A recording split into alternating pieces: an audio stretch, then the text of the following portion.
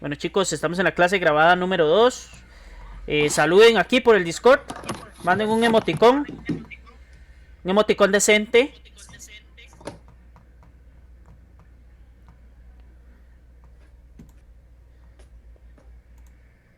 Eso.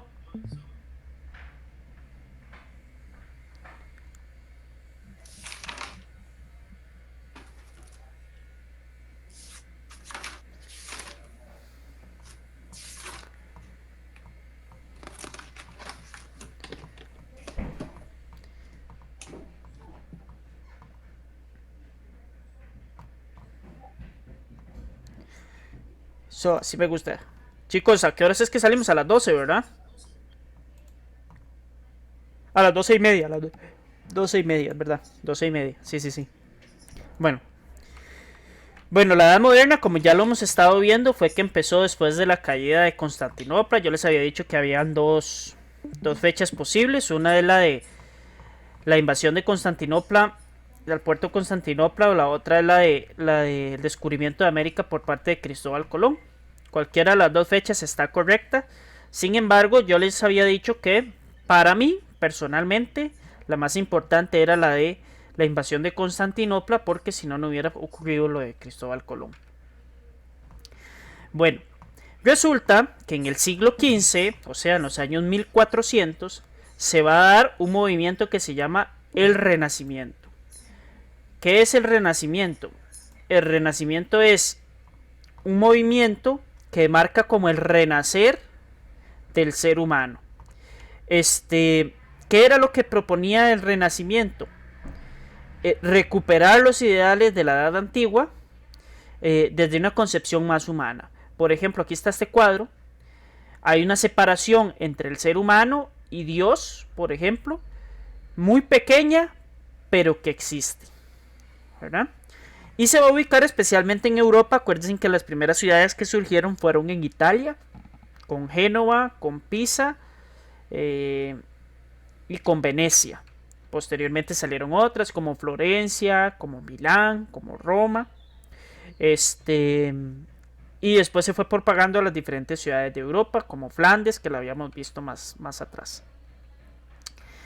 Bueno, dentro de las características que van surgiendo durante la época de la Edad Moderna, es que los pensadores del Renacimiento, o sea, de ese renacer del ser humano, se me quedó pegada la cámara, para ver, se me quedó pegada la cámara.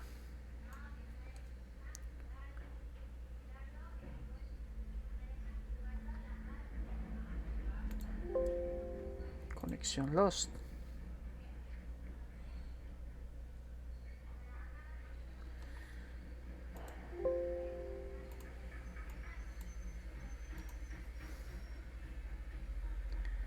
Vamos a ver qué fue lo que pasó.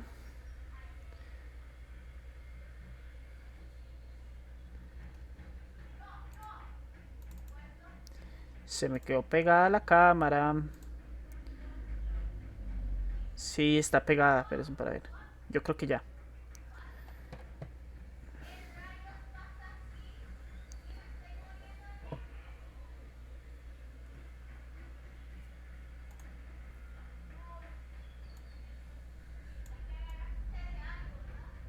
Sí, fue que se quedó pegada la aplicación, no sé por qué, chicos. Bueno.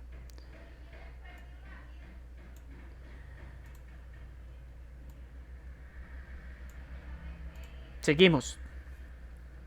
Bueno, los pensadores humanistas consideraban al ser humano como el centro de la reflexión. O sea, ahí es cuando el ser humano pasa a ser como el centro del universo y de la Tierra.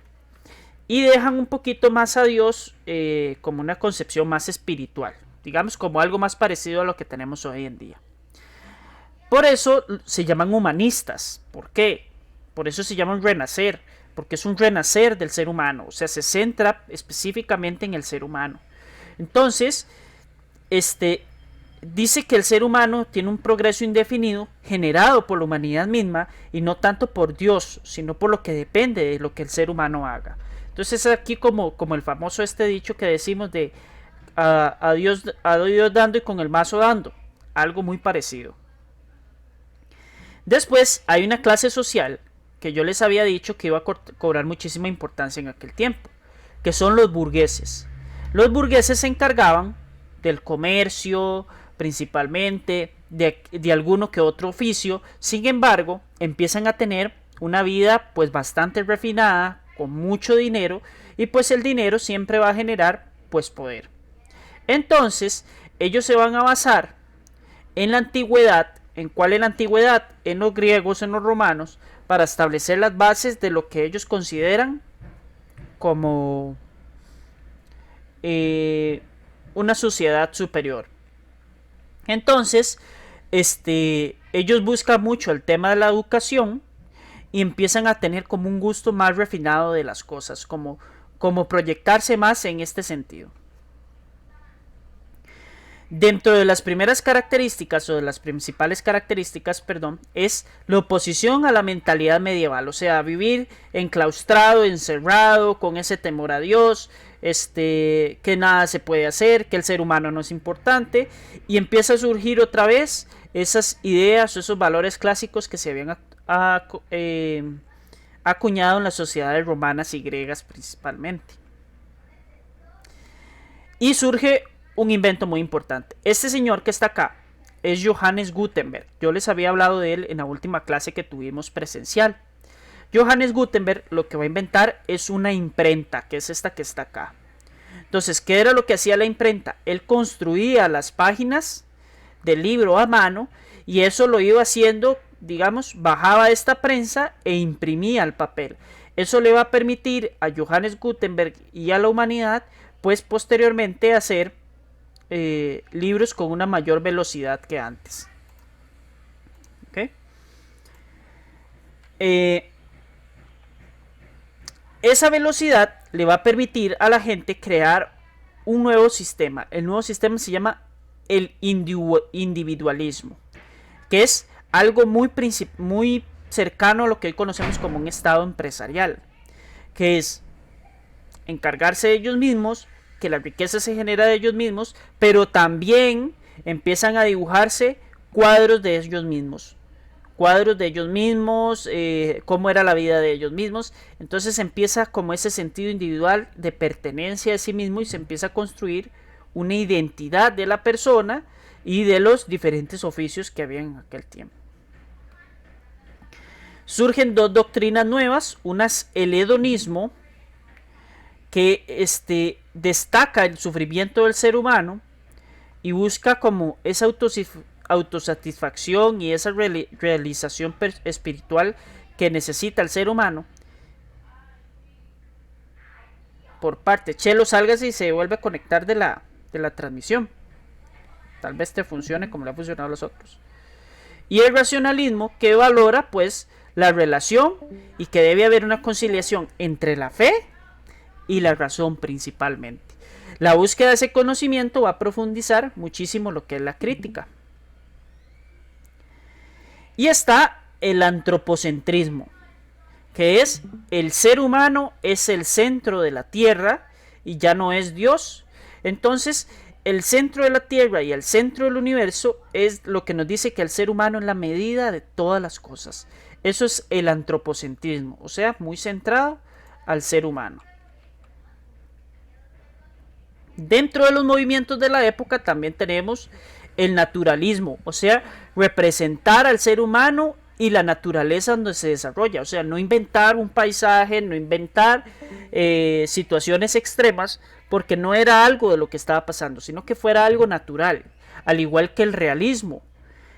Dibujos y pinturas van ustedes a notar que son situaciones muy realistas. Por ejemplo, vean esta imagen de la segunda parte de acá, en esta que estoy aquí posando el mouse. ¿Qué les hace pensar cuando ven esa imagen ustedes? ¿Qué creen? Y aquí los leo en el chat. Perdón, aquí se las pongo grande. ¿La ven ahí? ¿Qué les parece esa imagen? ¿Qué consideran?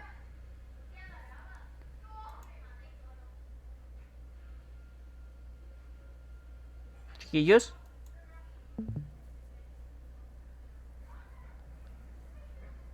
La del medio, sí, la del medio. Esta, la del medio.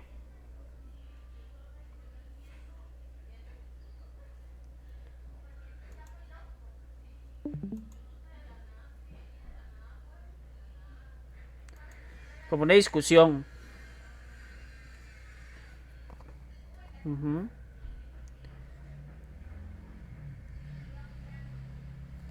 No, Alison, estamos funcionando perfectamente. ¿Qué pasó, Tao? Casi no te escuché.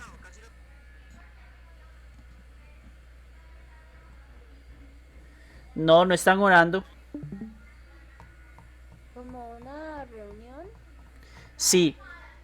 Bueno, ahí lo que está pasando con esto es, estos tres personajes que se ven ahí son muy probablemente pretendientes de esa niña. ¿Por qué? Era muy normal en aquel tiempo que personas mayores con dinero pudieran casarse con mujeres extremadamente jóvenes, incluso con niños. Era algo, pues digamos que dentro de lo que se puede normal. Exactamente, Fabi. Ese es el mismo sentimiento que tengo yo. Y también surge una figura muy interesante que es la figura del mecena. El mecena es como un patrocinador de un artista. Entonces el mecena lo que tenía que hacer era darle dinero al artista para que él siguiera haciendo lo que tenía que hacer. Y posteriormente el mecena, digamos, recibía como un patrocinio, como publicidad de parte de ese artista. Muchos mecenas fueron comerciantes, banqueros, papas y aristócratas. De hecho, por ejemplo, Miguel Ángel y Leonardo da Vinci tuvieron un mecena que era muy importante, que era el Papa en aquel momento.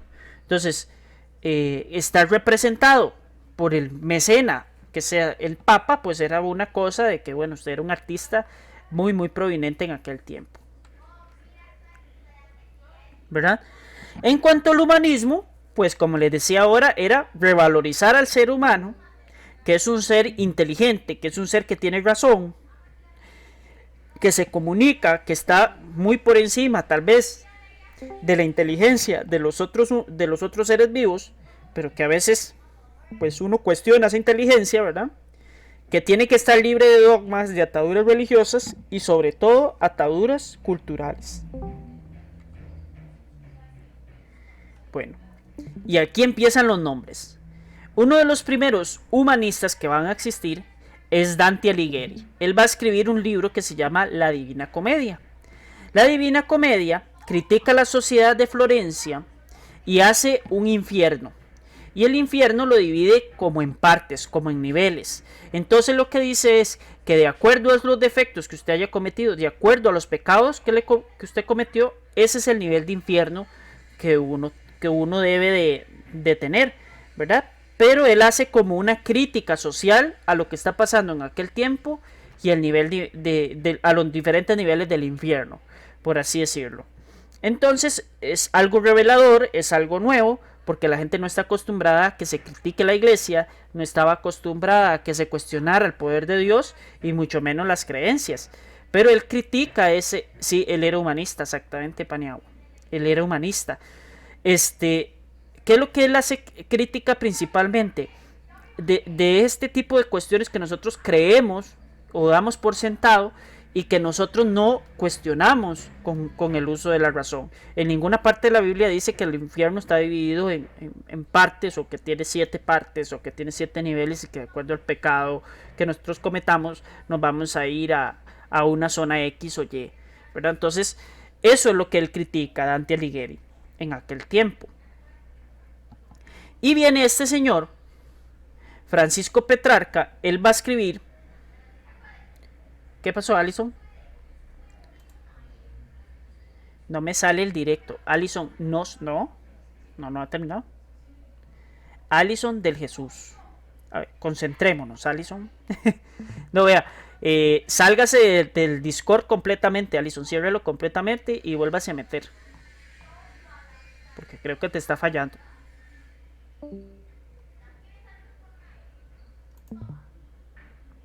A ver. Bueno, este señor Francisco Petrarca lo que va a escribir es un libro. Él se le conoce como el padre del humanismo. El padre del humanismo moderno, que no se les olvide eso. ¿Qué fue lo que hizo Francisco Petrarca? Él escribe unos libros, se llaman Los Sonetos a Laura. Y los Sonetos a Laura habla de un sentimiento de amor mundano. O sea, fuera del matrimonio, que tenían relaciones extramaritales, etcétera, etcétera. Habla de todos esos sentimientos que se consideran mundanos en aquel tiempo, como una forma de expresar que el ser humano siente y que no siempre puede estar siguiendo los códigos. Chelo tampoco le sirvió. Entonces, sálgase de la transmisión, Chelo, y solo escuche el audio. Eso es porque te está fallando el internet, muy probablemente. Sí. Igual la clase va a estar grabada, Chelo, entonces cero estrés. Otro que va a salir por ahí es Juan Boccaccio de Cameron. Lo que él va a escribir es una serie de cuentos que habla sobre el placer de la vida. Nebrija y Luis Vives, que son escritores humanistas en España, y Erasmo de Rotterdam, que fue el humanista más grande que haya tenido Países Bajos, lo que nosotros conocemos vulgarmente como Holanda. Él va a escribir un libro que se llama Elogio a la Locura. El Elogio a la Locura es una serie de críticas a todas esas supersticiones, a esa ignorancia, a ese fanatismo y las costumbres que tenían en la Edad Media. Que por ejemplo, que si iba a salir de noche, me iba a agarrar una bruja, me iba a meter en el bosque y me iba a comer. Y me iba a salir el conde Drácula y me iba a morder y me iba a convertir yo en vampiro. Ese tipo de pensamientos se critican mucho durante ese tiempo porque ellos pretenden que el ser humano vaya abandonando cada uno de esos pensamientos. Impacto del Renacimiento en el campo político. Bueno, los pensadores pensaban que había que ver una separación entre el Estado y la Iglesia. Sin embargo, tenían algo muy interesante, que decían que solo Dios podría quitar o nombrar reyes. Entonces, para que un rey pudiera ser rey, tenía que ser nombrado por el Papa. Esa tradición se quedó desde la Edad Media. Entonces, los reyes iban consolidando su poder y sus territorios y al mismo tiempo tenían la validación de la Iglesia porque fue el Papa el que los colocó ahí. Caso muy cercano tenemos el de los reyes católicos, ¿verdad? De la reina Isabel y el rey de Fernando de Aragón. Y se fueron construyendo poco a poco los estados nacionales que hoy los conocemos como países. Esos países que conocemos en Europa empiezan a crecer y empiezan a conformarse durante el Renacimiento.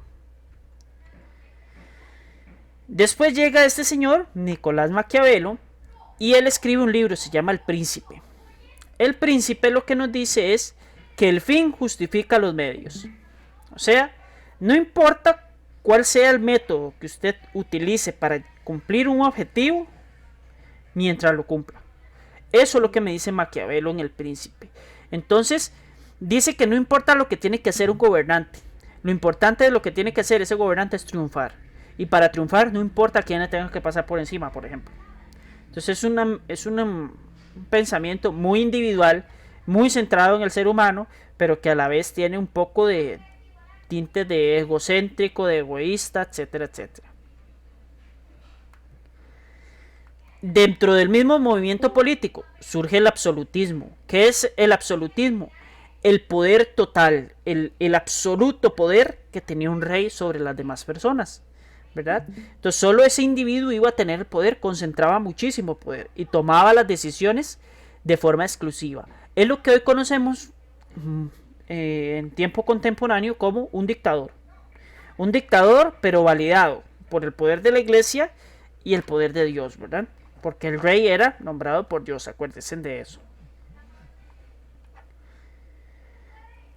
Y aquí están los estados nacionales que van surgiendo en aquel tiempo.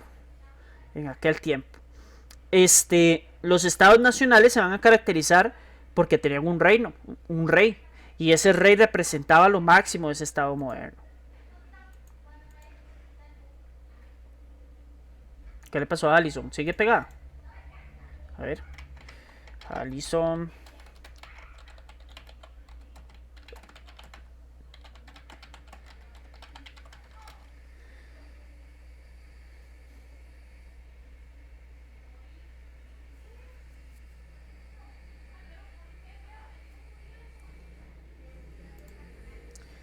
Bueno, este, ¿cómo se van uniendo las diferentes ciudades? Como no le parece, ¿qué es eso tan raro?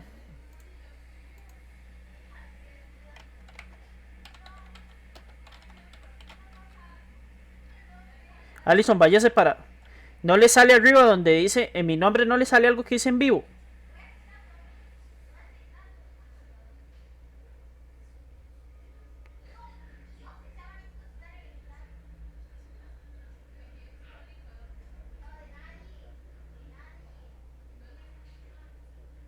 Ok. Bueno, en el campo científico, aquí es donde se hacen más avances. La ciencia empieza a indagar sobre la razón y la verdad de las cosas. O sea, ¿por qué suceden esos eventos? ¿Qué es lo que ocurre? ¿Qué hay detrás de eso? Entonces el campo científico tiene una potestad y como una misión. Y es descubrir por qué las cosas pasan de esa forma. Y dejar de atribuir, cuando no entendemos algo, a un dios, sino o a una serie de dioses, como por ejemplo, ya, ok, este, ok, listo, a un dios, por ejemplo, tembló, el dios de los temblores, o sea, no, explicar por qué tembló. Entonces el campo científico empieza a indagar sobre ese tipo de cosas. Y viene este señor, que es Nicolás Copérnico. Nicolás Copérnico funda una teoría, crea una teoría que se llama la teoría heliocéntrica, que es que la Tierra está en un sistema solar y que la Tierra se mueve alrededor del Sol. Esa es la teoría heliocéntrica que inventa Copérnico. ¿Ok? Que la Tierra se mueve alrededor del Sol. Hoy sabemos en ciencia cierta que es así, porque antes que se creía que como el Sol aparecía en esta zona y se ocultaba por esta otra, era el Sol el que nos daba vuelta a nosotros. Era el Sol, ¿verdad? Que nos iba dando hacía este intercambio. Sin embargo, hoy nos damos cuenta que la Tierra rota de esta forma, así como la estoy rotando yo. Está bien, Fabi, no hay problema. Y también que rota alrededor del Sol. Y por eso es que parece o tenemos la ilusión de que el Sol aparece y desaparece. ¿Quiénes fueron los que comprobaron esa hipótesis? Johannes Kepler. Johannes Kepler se da cuenta que las órbitas planetarias son elípticas, que no son circulares, sino que hay un tiempo de distancia. Por eso es que hay veces que estamos en invierno, hay otras veces que estamos en verano, y por eso es que hay veces que los días duran más, siendo de día, valga la redundancia, y las noches son más cortas, o las noches son más largas y los días son más cortos. Es precisamente por esa ruta elíptica que tiene el planeta. Viene René Descartes y dice la racionalidad. Entonces es, pienso, por tanto existo. Esto es lo más importante de René Descartes. ¿Okay? Se basaba en la duda metódica. ¿Qué es la duda metódica? ¿Por qué eso funciona así? ¿Por qué nosotros creemos que eso funciona así? Entonces, esa es la duda metódica. Posteriormente eso se va a convertir en el método científico, que fue básicamente lo que creó Galileo Galilei. A través de lo que dijo René Descartes, más los fundamentos que él propuso, Galileo Galilei fue uno de los más grandes científicos de aquella época y muy perseguido por la iglesia en aquel tiempo también. A Galileo Galilei se le persiguió, y todos estos científicos se les persiguió porque decían que estaban contrarios a Dios. Y no era que estaban contrarios a Dios, era que estaban demostrando mediante estudios científicos cuál era el funcionamiento del universo, ¿verdad? Entonces Galileo Galilei lo que dice es que hay una observación, hay una recolección de datos, que se deben realizar mediciones matemáticas, que yo debo plantear una hipótesis y sobre esa observación yo tengo que tratar, y esa recolección de datos, contestar ese problema que se me está dando. Aparte hace algo muy importante, que es la perfección del telescopio y muchos otros aportes. En el campo de la medicina tenemos a Servet, que descubre cómo funciona la circulación personal, a William Harvey, que hace toda la reconstrucción del aparato circulatorio, a Velasio, que es el padre de la anatomía moderna, o sea, él organiza los órganos, saben para qué funcionan los órganos, dónde están ubicados, etcétera, etcétera. y en el campo artístico, que sin duda, sin duda, el legado más grande, porque es lo que más conocemos, lo que más hemos visto de la Edad Moderna, pero sin embargo vean que el campo científico no se le queda para nada atrás. El primero es Miguel Ángel Buonarroti. Ahorita les pongo una imagen de Miguel Ángel, algunos de los notables esculturas y pinturas que él hizo. Dentro de las más reconocidas está esta, que es el David, ¿verdad? En honor al rey David de la Biblia. Fue el que pintó los frescos de la bóveda de la Capilla Sixtina, que ahorita les muestro la Capilla Sixtina en una imagen por ahí. Destaca muchísimo el volumen, el movimiento, ¿verdad? Que tenían sus obras y el detalle que tenían las obras. Por ejemplo, vean aquí el David se le ven las costillas, ¿verdad? Es un hombre físicamente ostentoso, poderoso, y aparte de eso, aquí lo que está sosteniendo es como una manzana, que es la manzana de Adán, si no estoy equivocado. No es un dedo que se ve ahí, es una serpiente. El nivel de detalle con el que él hacía sus esculturas, con las que hacía sus pinturas, es realmente impresionante, ¿verdad? Estas son algunas de las pinturas y esculturas que él tuvo, o que él hizo, ¿verdad? Esta es María bajando a Jesús de la cruz, ¿verdad? Aquí tenemos otro detallado de su pintura. Este es Miguel Ángel Buonarroti, pintado, ¿verdad? En aquel tiempo pues no existía. Y estos son los frescos de la Capilla Sixtina, que lo vamos a estar viendo en la otra clase. Vamos a ver si podemos hacer una visita 3D a la Capilla Sixtina para ver en detalle esos frescos que él hizo. Él duró muchísimos años pintando esa Capilla Sixtina, que está cerca de donde está la Basílica de San Pedro, ¿verdad? Y el otro destacadísimo pintor, que es Leonardo da Vinci. Leonardo da Vinci, bueno, es un pintor, pero no solo pintor, era escultor, era inventor, era matemático, era arquitecto, ingeniero, de todas las profesiones que a ustedes se les puede ocurrir. Miguel Ángel, Leonardo da Vinci la sabía, la ostentaba en aquel tiempo. Y él se creó muchísimos inventos. De hecho, hizo un plano para hacer un helicóptero.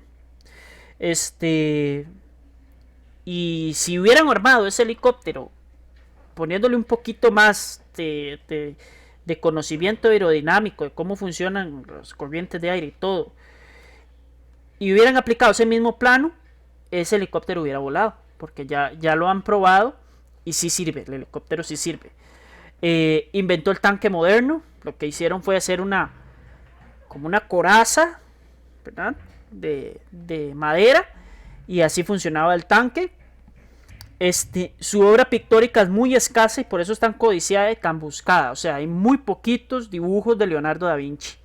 Los dos más famosos, ¿verdad? En La Última Cena y la Gioconda, o lo que conocemos como la Mona Lisa.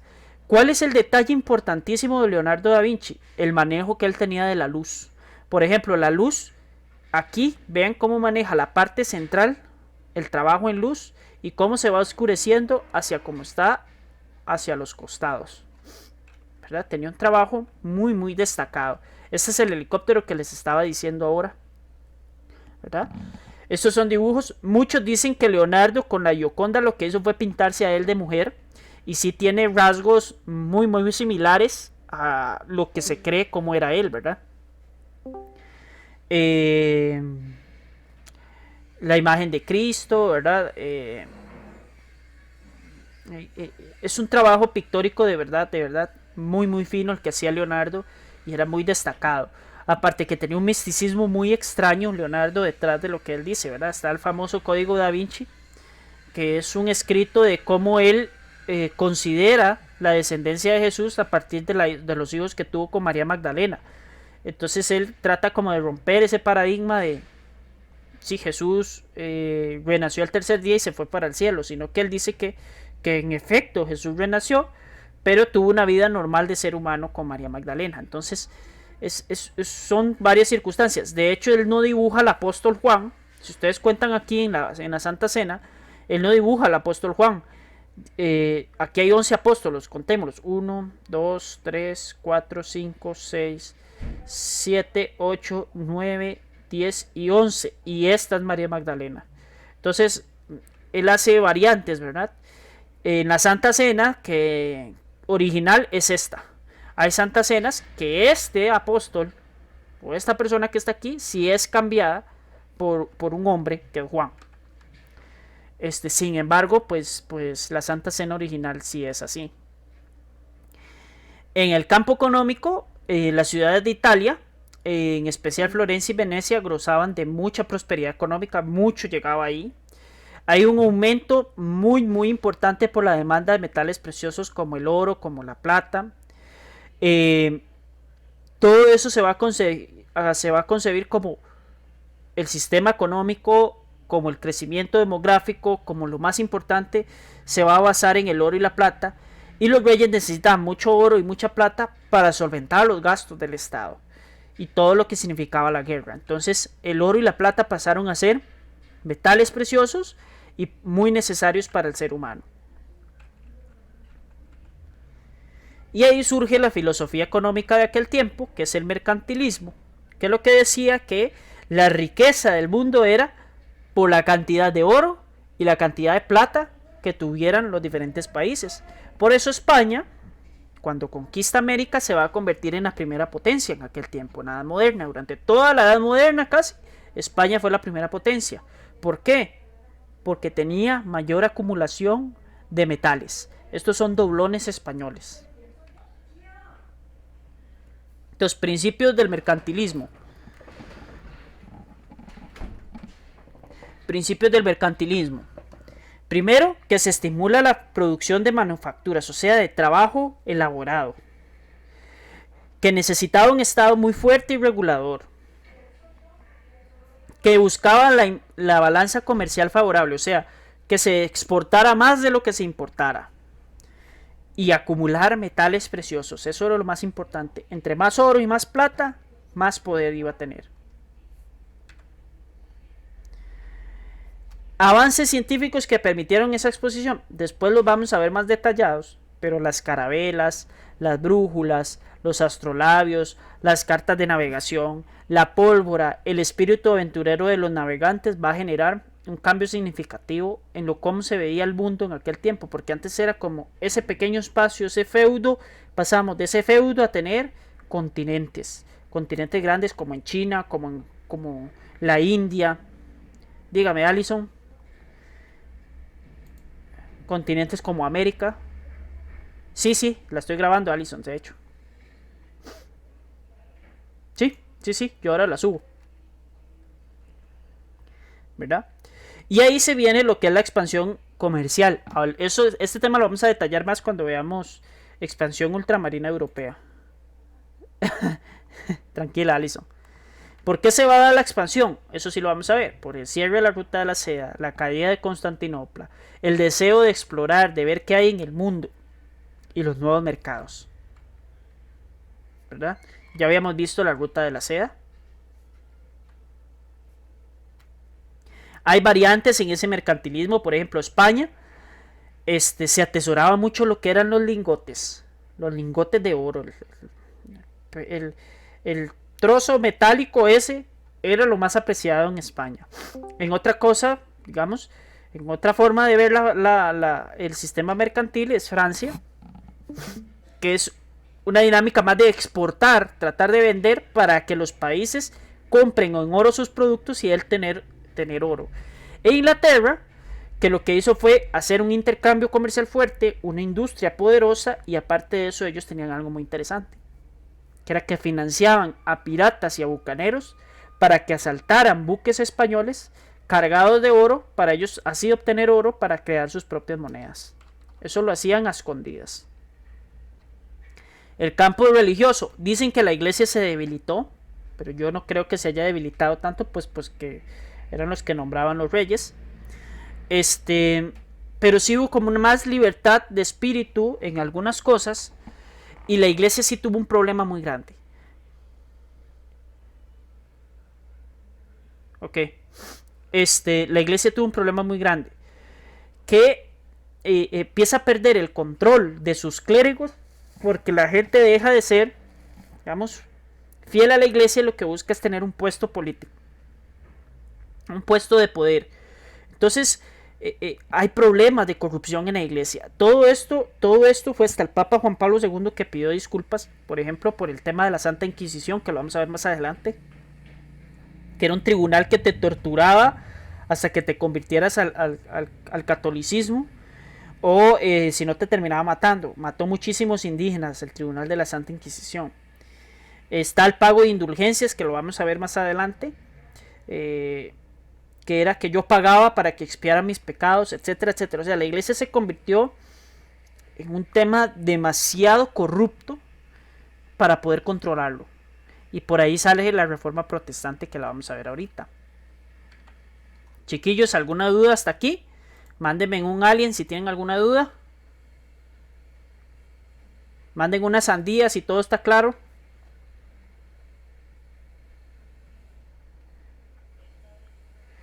Eso fue hasta el siglo XVIII, Alison. Hasta el siglo XVIII la iglesia todavía recurría a ese tipo de prácticas.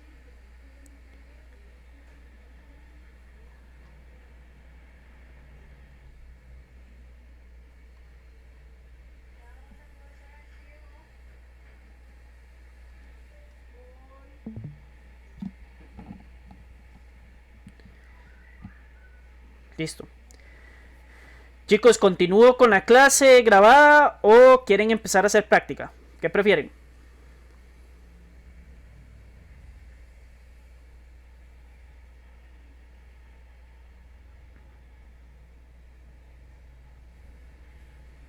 Uno práctica, otro clase grabada.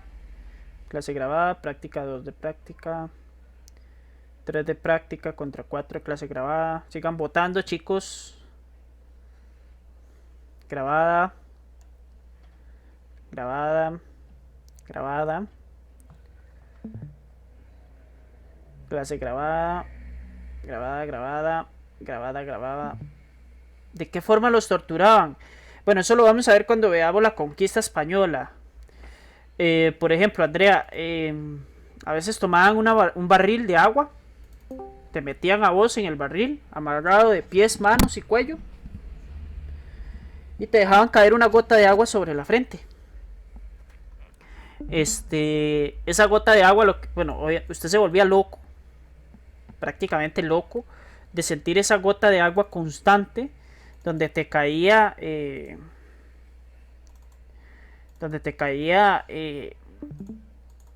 tu frente, ¿verdad? Posteriormente te iba dejando daños. Te iba dejando daños esa gota de agua que te caía. Todo esto es del Renacimiento, sí. Sí. El Renacimiento va a terminar hasta el siglo XVII y siglo XVIII, que es el siglo cuando empieza el tema de la Ilustración. Cuando empieza la Ilustración ya no es Renacimiento, sino es la Ilustración, que es el siglo, se conoce como el siglo de las luces. Es como ya asentaron todas estas bases, ya no hay persecución sobre científicos, por ejemplo, como Galileo Galilei. A Galileo Galilei lo matan la iglesia.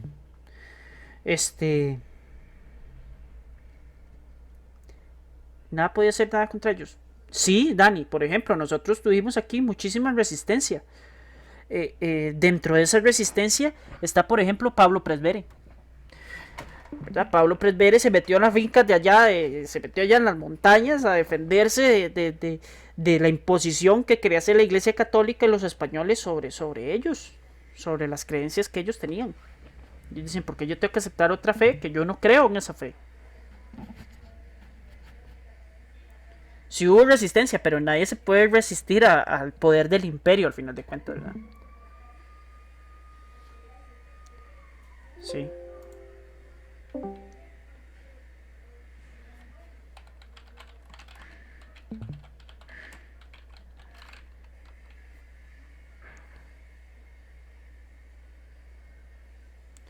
Ven, aquí les tengo.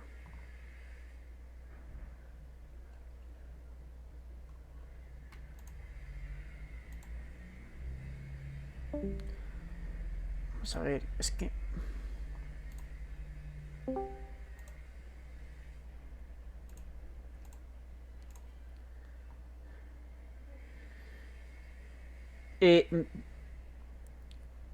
estuvo muchísimo tiempo condenado Galileo Galilei. Él muere de fiebre, enfermo de todo lo que le habían dicho.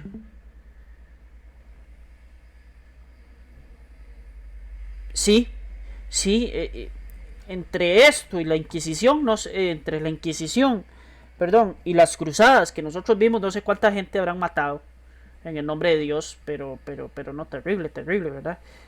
Y tuvo que venir hasta el Papa, un Papa suficientemente, un Papa muy valioso que fue Juan Pablo II a pedir perdón por toda esa situación. Y a raíz de todo eso que estaba pasando es que surge este tema, que es la reforma protestante, que ya la vamos a ir viendo. La reforma protestante es, chicos, el principio de la fundación de lo que hoy conocemos como las iglesias evangélicas o las iglesias eh, protestantes. Profe, una pregunta.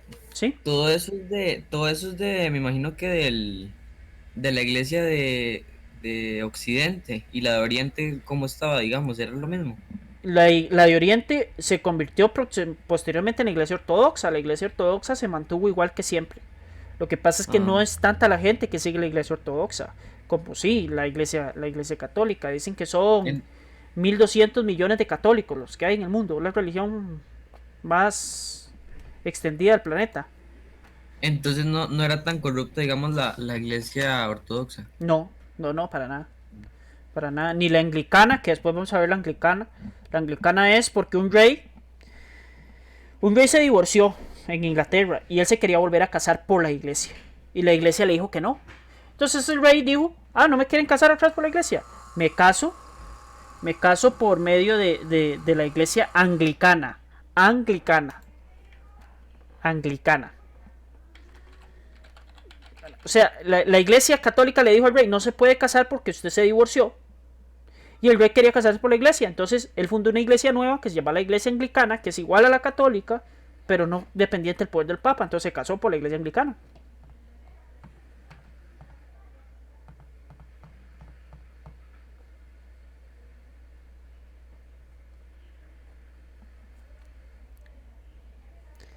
La del rey Enrique, es correctamente.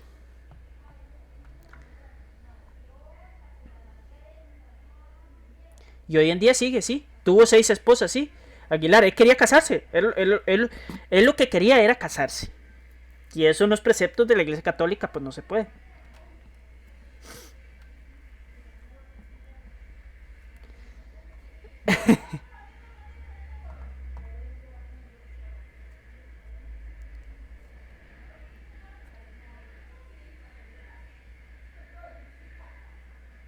O un lugar de monjas, sí.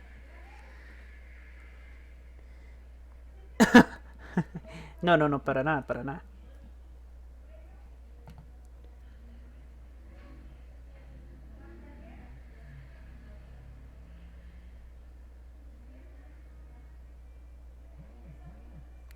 El rey Enrique, ya le digo.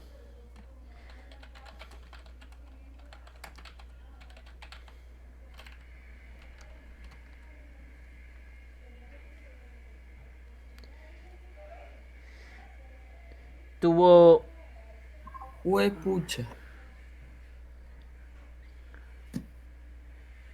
Cemental el hombro. 10. 10, dice aquí Julián.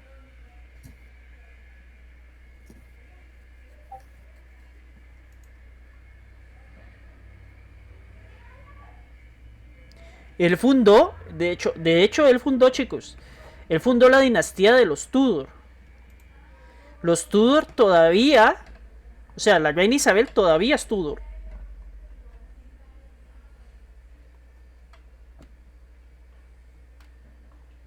Imagínense, desde aquella época, o sea, la reina Isabel, la reina de ahorita de Inglaterra, Ajá, ajá. es familiar, digamos, es como tataranieta de Enrique. Ue- Bueno, y la más un poquito. Reptiliana confirmada. No sé, Sofía. Acuérdese que esto va para YouTube, Sofía, que la están vigilando. Uy, sí, Sí, yo esa hice una. dinastía sigue. Olvidé. Guarda silencio.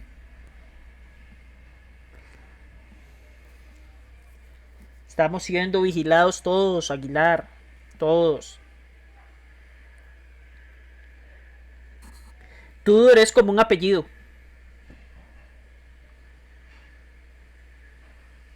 Sí. El agente del FBI está leyendo tus mensajes de Discord.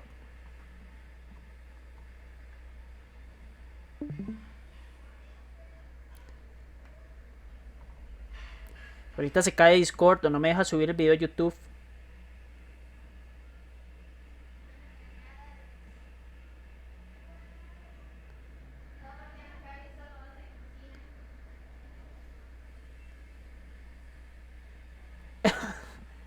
Puede ser, Alison. Lo voy a pensar.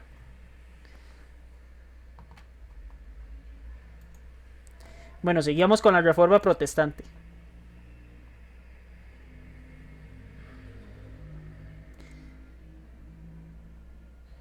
Sí, sí, ellos son anglicanos. Son anglicanos todos. Todos son anglicanos todavía. Ahí. Bueno, chiquillos, la reforma protestante, ¿qué fue? Fue un movimiento con muchísima razón. Yo les doy muchísima razón a la reforma protestante. La verdad es que sí. La verdad es que sea dicha. Yo soy católico, me confieso católico, pero la reforma protestante en su momento tenía que ser así porque la iglesia no estaba reaccionando. ¿Qué es la reforma protestante? La va a empezar este fraile alemán. Se llama Martín Lutero. Martín Lutero lo que va a hacer es irse para una iglesia en Wittenberg, Alemania, y él pega afuera 95 tesis. O sea, 95 quejas o 95 formas de por qué la iglesia estaba mal. De por qué la iglesia estaba mal. Y él lo hace para que la gente cambie, para que la iglesia cambie de lo que estaba mal dentro de esas 95 tesis. O sea, 95 postulados en que creía él que la iglesia estaba mal. Y decía que la iglesia estaba basada en el alma, humilde y receptiva con Dios, no en la codicia ni en la generación de riqueza. Entonces, Martín Lutero nos propone algo que es muy cierto. Dice, Dios no necesita tus buenas obras, pero tu vecino sí.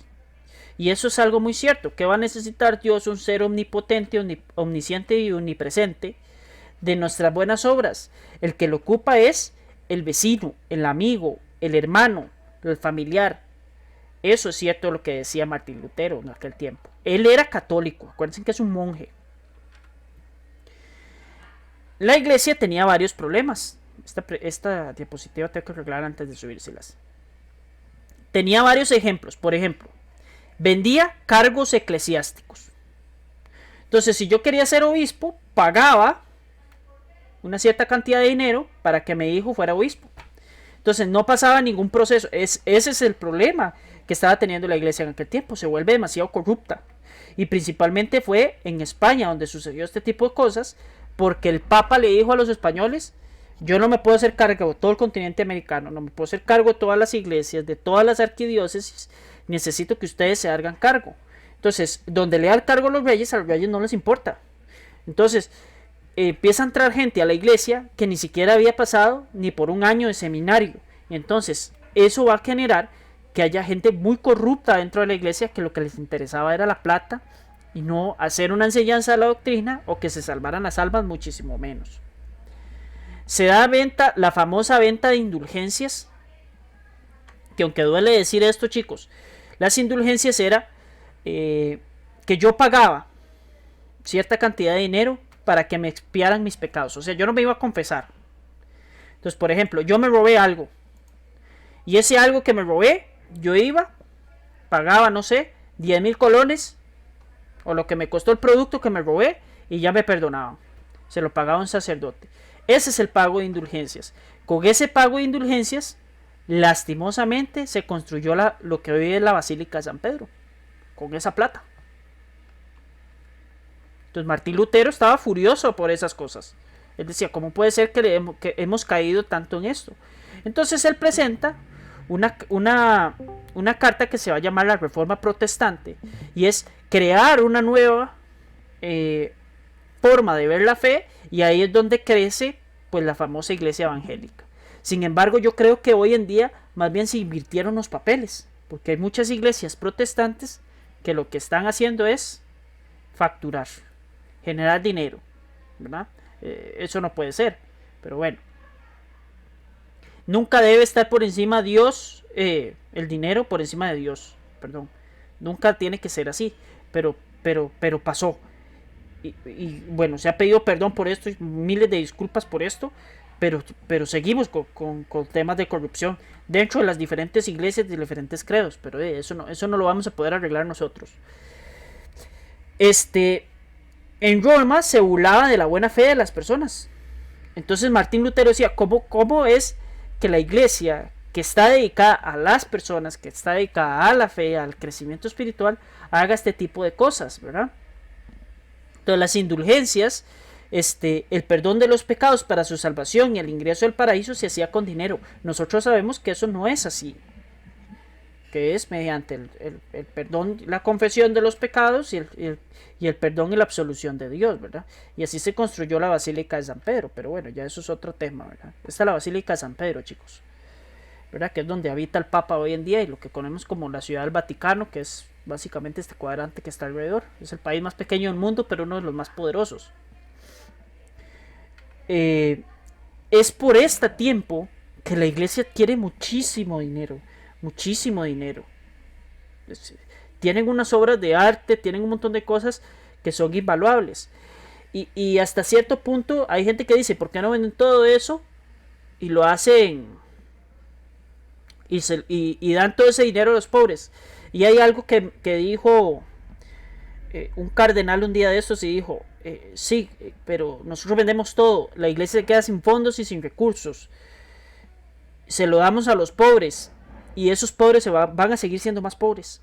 Y eso es cierto porque no tienen un manejo adecuado de la riqueza, no tienen un manejo de finanzas, etcétera, etcétera. Entonces, al final de cuentas, hacer ese esfuerzo, pues podría ser algo así como un poco difícil.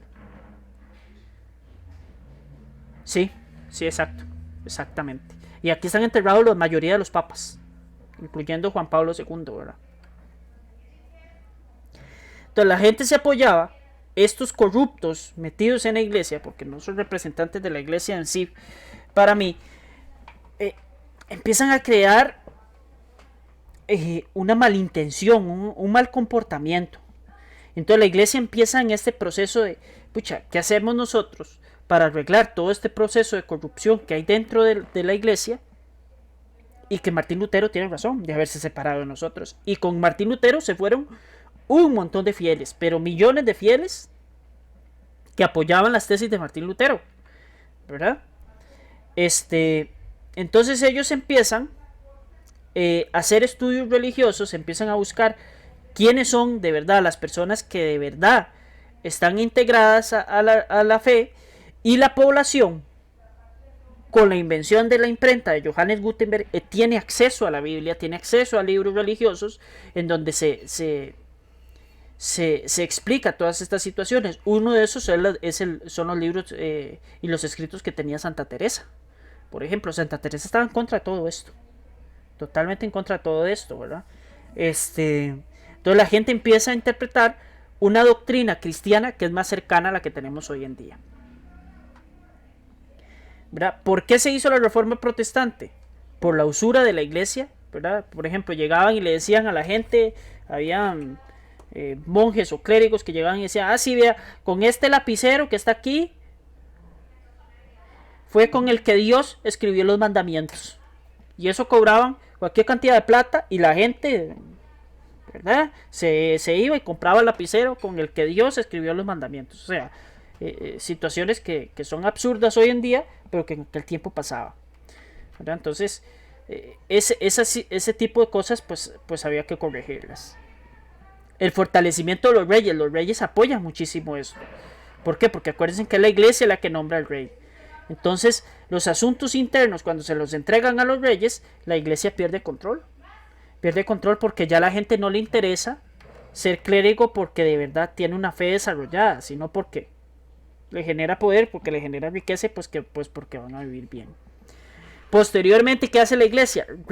Plantea la contrarreforma, que es contra la reforma protestante, pero sigue siendo la iglesia católica, que adoptan muchísimos postulados de lo que había dicho Martín Lutero que había que hacer.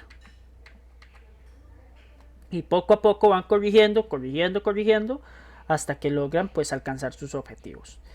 Hasta lo que tenemos hoy en día. ¿Que hoy en día hay corrupción dentro de la iglesia? Definitivamente que sí, ¿verdad? Como hay corrupción en todos los aspectos de la vida. Chicos, mándenme en un robotcito de estos si quedó clara la materia.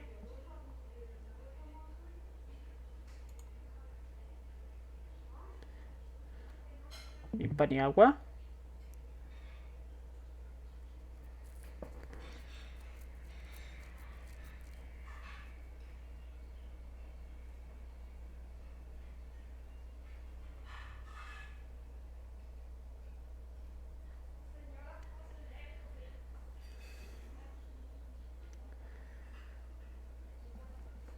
Excelente, chiquillos. Bueno, eso es básicamente lo que pasó con la reforma protestante. Vean que hubieron cambios profundos, ¿verdad? Que hubieron situaciones pues difíciles que enfrentar en el tema de la fe en aquel tiempo. Voy despidiendo la clase grabada. Muchas gracias por estar hoy, chiquillos. Así que despido la clase.